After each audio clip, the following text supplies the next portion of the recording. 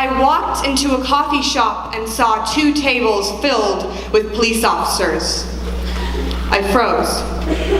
My heart thudded in my ears and I did my best to tuck my curly hair into my hood, silently grateful to be with my white mother instead of black father.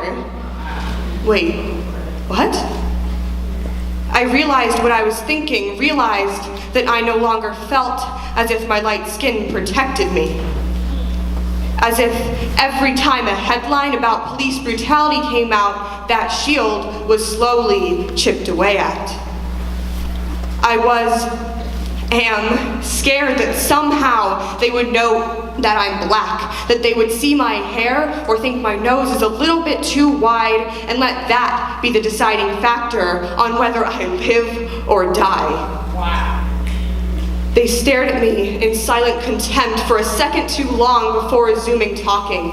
I tried not to let my fear show, told myself I was being irrational, looked at my hands, and reminded myself that in comparison to many, my skin is the color of Greek yogurt.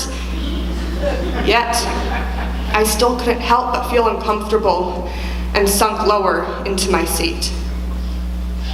If this is the fear that I get, a white passing mixed kid from simply being around police officers, I can only imagine what it's like for people with darker skin.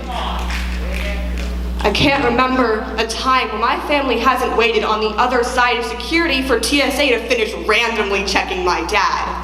I found that the only 2 things I can depend on at the airport are overpriced coffee and a security guard going, "I'm sorry, sir, but can you please step aside?" watching as they check my dad's bag 10 times more than necessary, run him through the metal detector again, and again, pat him down like he's an object. Last I checked, brown skin wasn't on the prohibited items list. So I can check a gun, but flying with a black man is unsafe? I'm a near perfect mix of my parents. When I was younger, my hair was wavy, lips were thinner. But as I've grown older, I've started to take after my dad. And the panic of the possibility of being shot has grown with my curly hair, broader nose, foolish lips. I wake up in fear that today is the day I'll get the call telling me that my grandmother, aunt, uncle, father is dead. Correction, has been shot and killed for not having skin like my own. Despite my own worries, I will never be able to understand the depth of theirs. The scene is all too familiar. The headlines are far too recognizable, and we've become desensitized.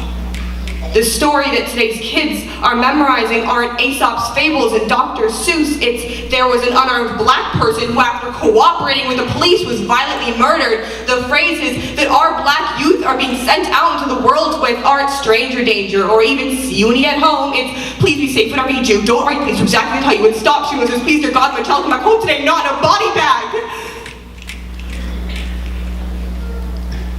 These murderers are let off scot-free on the pretense that they were scared. I'm sorry, but maybe you shouldn't be a cop if a black person walking down the street is enough to throw you into such a blindsided fit of fear and panic that you kill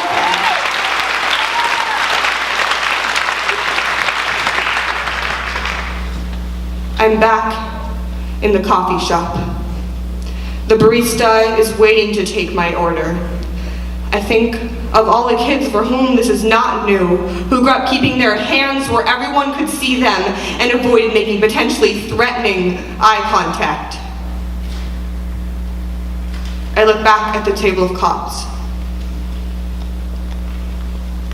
How many of their guns have been pointed at innocent black children? How many almost fired? The fear they felt is nothing compared to how I am feeling now. Nothing compared to what Trayvon Martin felt. Nothing to what Sandra Bland felt. Nothing to what Tamir Rice, Eric Gardner, Rakia Boyd, and thousands of others felt moments before losing their lives. The waitress repeats herself. I apologize and give her my order.